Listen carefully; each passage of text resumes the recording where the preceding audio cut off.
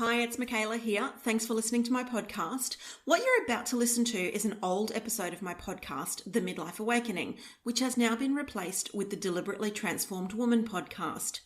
You'll still find some golden takeaways in these old episodes, but if you're the type of person who wants to discover and let go of the things that are holding you back in life by busting through fear and procrastination, overcoming imposter syndrome, and stepping into a life that is fulfilling, courageous, and intentional, then my new podcast episodes, starting from episode 21, are the ones you're looking for. You're listening to episode 17 of the Midlife Awakening podcast with Makaela Moore. Welcome to the Midlife Awakening podcast. I'm Makaela Moore, your host and certified transformation coach. I'm a 40-something woman who nerds out on brain science and believes every woman should be financially independent. This podcast is for women navigating their midlife who want to learn the secrets to unlocking their brain and freeing themselves from everything that holds them back so they can create lasting change in their lives, because everything is possible. Join me each week for conversations about the midlife and tips and tricks to hack your subconscious brain so you can deliberately transform your life and ultimately create your own financial security. First time here? Hit subscribe so you never miss an episode. Enjoy! Hey everybody, and welcome back. I am so glad you are here. We are 2 weeks into this new year and the new decade, and I don't know about you, but last year feels like last year already. On one hand, Christmas already feels like it is long gone, and on the other hand, we're still wondering if there's any leftover Christmas ham in the fridge. Time is such a funny thing, and when we're in the thick of something, particularly something like, when our kids are infants and toddlers, time seems to stop, and those nights were the longest nights of my life, and the days weren't much better. And then all of a sudden your daughter's about to start grade 3 at school, as mine is in a couple of weeks' time, and you think, oh wow, how time flies by. Or, when you're planning a big event, like perhaps a wedding, you put months and months into the planning and preparation, and it feels like it's never going to come. And then when the day does come, it is over in the blink of an eye, and before you know it, you're celebrating your 10th wedding anniversary. We all know these feelings, and obviously time is just time. It is standard for us all. Everyone gets the same 24 hours in a day with 7 days in their week. So why do some people get tons done and others don't have time to do just a few things? Why does time go so slow when you're waiting and fast when you're doing? Well, it's all just a matter of interpretation and the stories we tell ourselves. What I see as one thing, you will see as another. And if I tell myself, this day is dragging on, then it will. Whatever stories we tell ourselves will become our reality. If you've listened to episode 2 of my podcast, you'll remember I talked all about stories and how we see the world through the lens of our life to date. Everything we see, feel, hear, touch, taste, think and say is all filtered through the lens of our subconscious beliefs and habits that we each learned as kids before we knew any different. All the events of our childhood were interpreted by our subconscious brain, which applies its own filters to everything. In episode 2, I described a little bit about how the brain operates.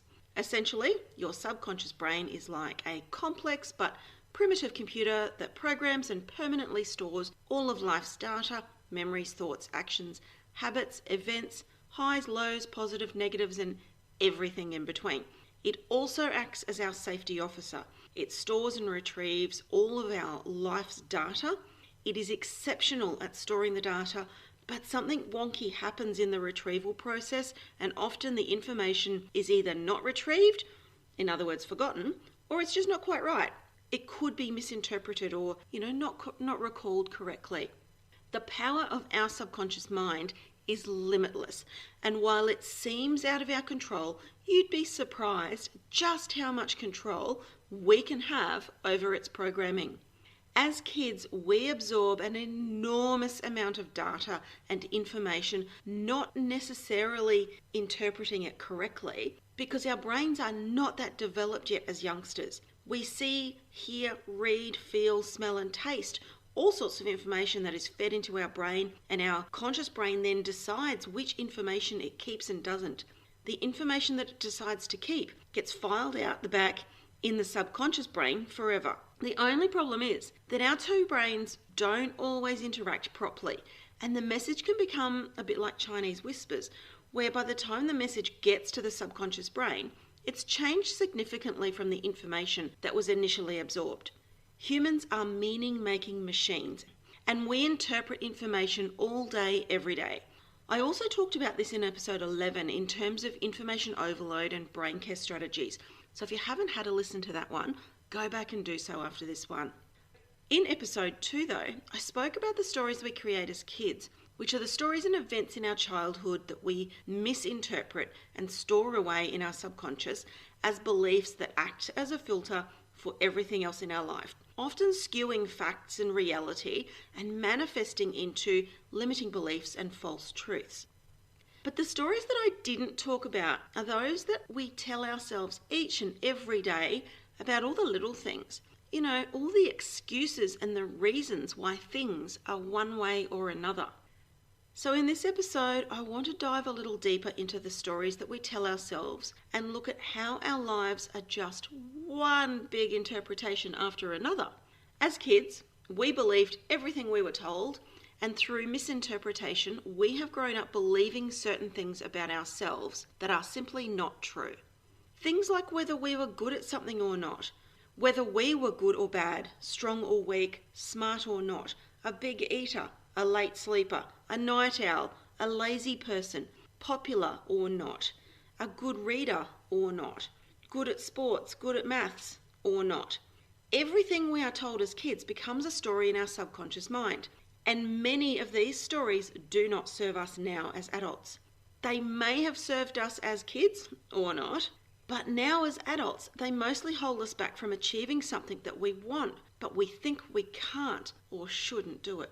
We own and live the stories that we are told or that we interpret as kids. And until we bust those stories, we don't even recognize that we are trapped in our own stories. Think about all the stories you tell yourself. What are your thoughts, ideas, opinions, and stories that you think or believe about you, yourself, your life, your body? Do you think things like, every time X happens, then this happens to me? You know, this could be something as simple as, I can't eat mangoes because I reacted to them when I was a kid and came out with a rash on my face, so I'm allergic to them. This was actually a real story of mine.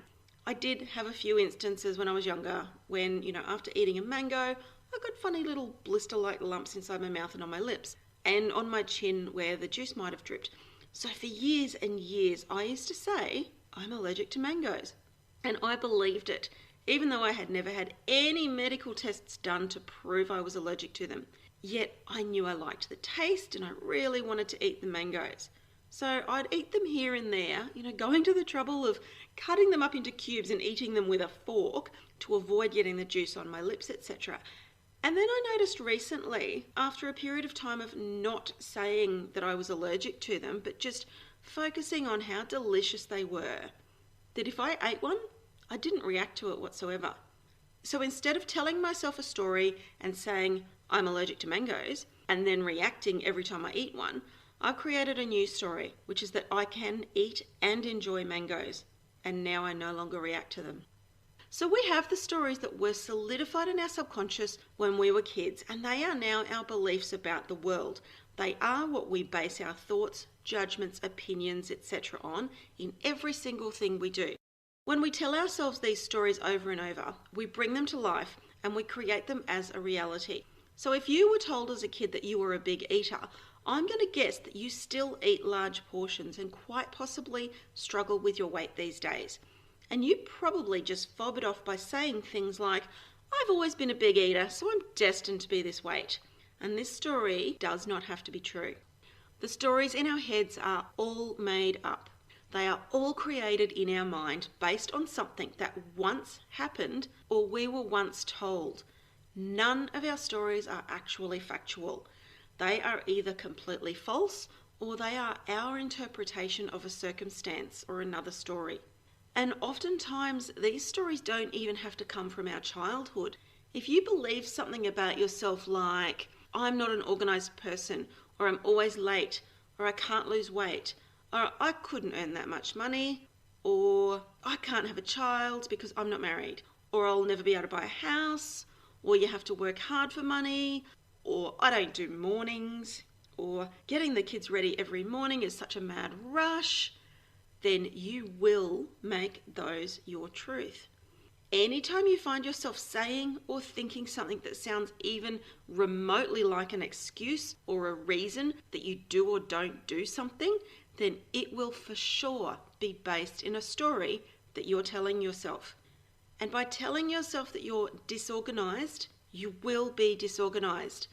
Because how can you possibly be organized if you don't even identify as being an organized person? If you tell yourself that you're terrible with money, or that you come from a poor family and that's why you never seem to have enough money, then you will never have any more money than you do right now. Because it is the story that you are sticking to, and that simply becomes your life. Because we speak our lives into existence. We tell ourselves stories over and over and over throughout our life, and they just become our life. We subconsciously resign ourselves to live the stories that we believe to be true. And even if we want to be, do, or have something else in our life, until we change our stories and stop being a broken record, repeating the stories and believing them and living them, we will never be able to create anything more in our lives. If you identify as a person who doesn't make friends easily, you will live from that story and you won't make many friends. Trust me, I have lived that story. If you identify as a person who struggles to lose weight, you won't lose weight. And if you do, you'll probably put it straight back on. I've lived that story too. If you believe that rich people are greedy, mean, dodgy, selfish, or negative things like that, then you will never become a rich person because your subconscious won't allow it. And that is a story I am not allowing myself to live. Our stories are not true. They are just an interpretation of something that your brain has taken on board and filtered based on your past experiences and pre-existing beliefs, and then turned it into a new belief or story that you think is true. We get into a place of resignation. We subconsciously resign ourselves to live the life of our stories, and that is what keeps us stuck. But the alternative to that is to come from a place of possibility.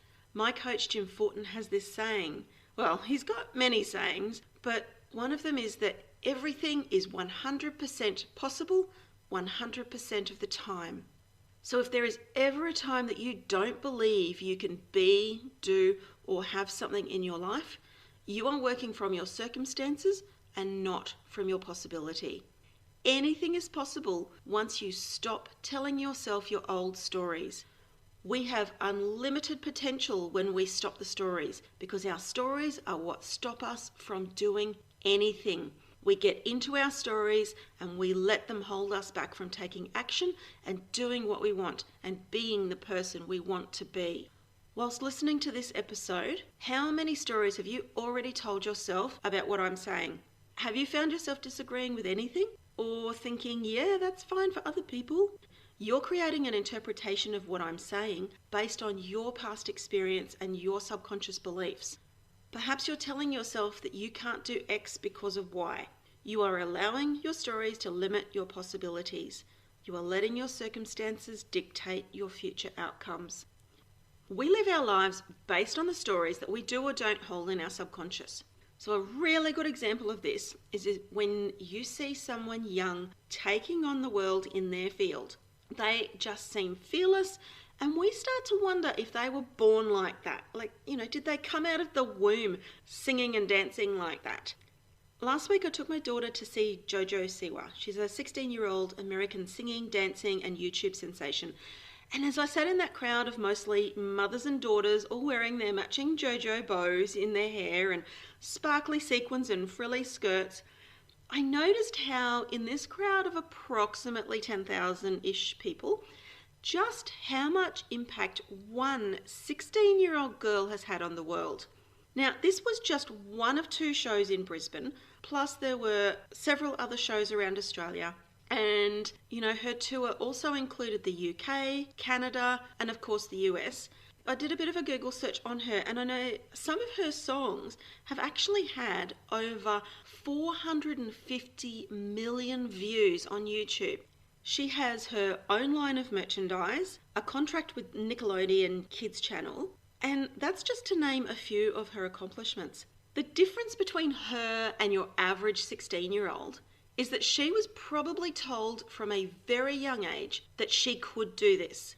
I know from my research she was born to a dance mum who took her on a journey from her very young years, and together they went on several reality TV shows. She was introduced to entertaining through song and dance from the moment she was born, and she has basically known nothing else, which is why at the age of 16, she can own a stage and entertain thousands of people with such confidence.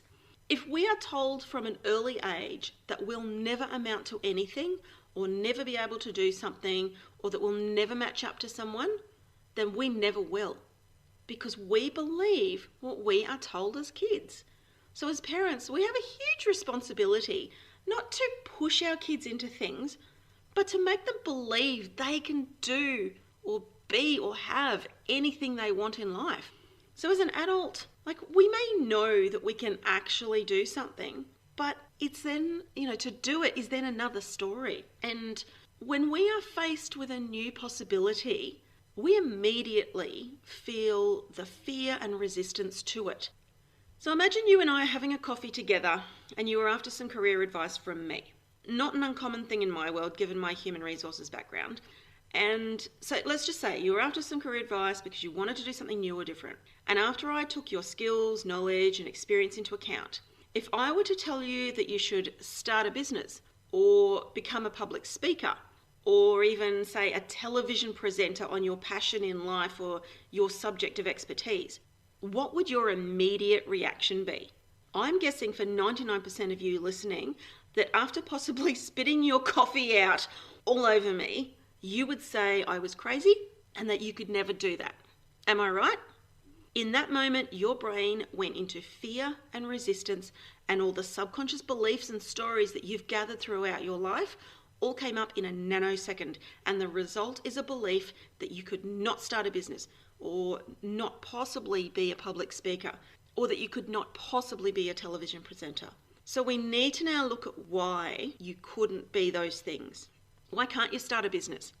Your excuses, which they're stories, might be things like, I don't know how to run a business. Well, that's easy. You can either get someone to teach you or get someone to manage it for you. Nobody's born knowing how to run a business. We all have to learn it. Next, you might then say, well, what could I possibly sell? Well, it could be anything. You could sell physical products, you could sell your skills and knowledge, you could sell a service. So many things that you could do. Next excuse, please. Well, you might say, no one would buy from me. Well, with that belief, you're probably right. But even some of the most successful entrepreneurs in the world started out with no one to buy their products or services, but they still made it work. They went out and they found people to buy from them, and they learned how to market and sell their products. The point here is that people have done it before, so you can too. Remember, 100% possible, 100% of the time. If you don't know how to do something, you can always learn how to. Our learning opportunities never stop, regardless of how old we are. So why can't you become a public speaker? What are the reasons, excuses, or stories here? You might say, I would be too nervous to do it. Yep, I don't know a single person who speaks on stage who does not get nervous. It is totally normal. But they still do it. They push through the nerves, often using the nerves as fuel and motivation to do a better job. Next excuse? You might say, I just can't talk in front of people. My question to you on that would be, have you ever sat in your dining room telling your whole family a story of something that happened to you that day? Yep. Well, then you talked in front of people. If you can talk to them, you can talk to other people too. You just need to overcome the fear in order to do it. I think you get what I'm saying. Nothing is impossible. Everything is 100% possible 100% of the time, and it is only through our limiting beliefs, stories, fears, and circumstances that we allow things to not be possible for us. Couldn't walk down the street naked? Sure you could. It's easy. You just take your clothes off. Something you've been doing at least once a day since you were a child, so that's easy. And walking? Well, you've been doing that since you were about 1 year old. Physically, we are all able to do this, but mentally, we do not allow ourselves. So therefore, we say we can't do it. Now, I am not advocating that everyone go walking down the street naked, because I am certainly not going to be doing that.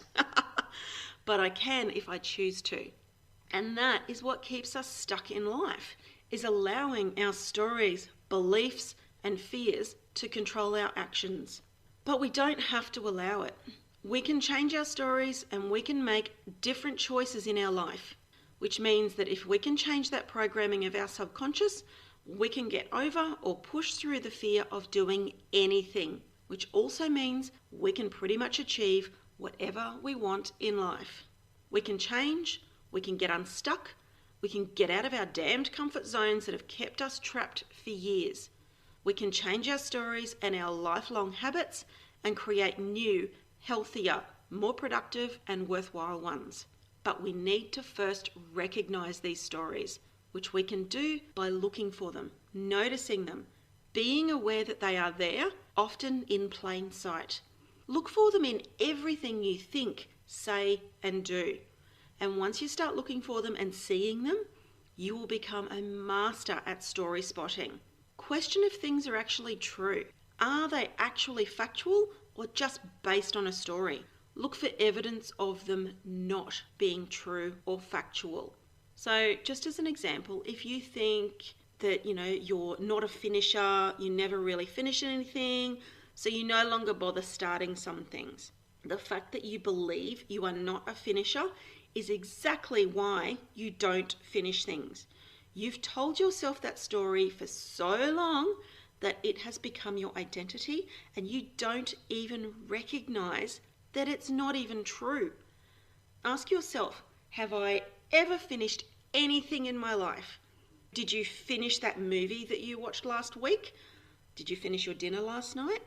Did you finish that book that you loved? Did you finish the drive home from the shops? Did you finish putting the groceries away? You finish things all the time, but because you identify as not being a finisher, your subconscious brain goes looking for evidence that you don't finish just to prove that you're right, and you become your own self-fulfilling prophecy. I did a whole episode about this called Rose-Colored Glasses for Your Brain. I think it was episode 5. If you haven't listened to that, I encourage you to go and have a listen. It talks all about confirmation bias, which is where our brain looks for evidence to prove things are one way or another in our life. Over the next few weeks, I'm going to talk more about fear, procrastination, self-sabotage, working from our circumstances, making choices and changing our stories as I lead into launching my next free challenge early in February, which is all about these topics. So if you are interested in signing up for the challenge, just head over to makaelamore.com/transformation. I'll also pop a link in the show notes. So that's all from me this week. Have fun with your story spotting. I promise you, once you've seen them, you can't unsee them. Thanks for listening. And that, my beautiful friends, is another episode of The Midlife Awakening. If you'd like more inspiration or to connect with other midlifers, head on over to my Facebook group, Deliberately Transformed. You'll find the link in the show notes. Until next time, cheers.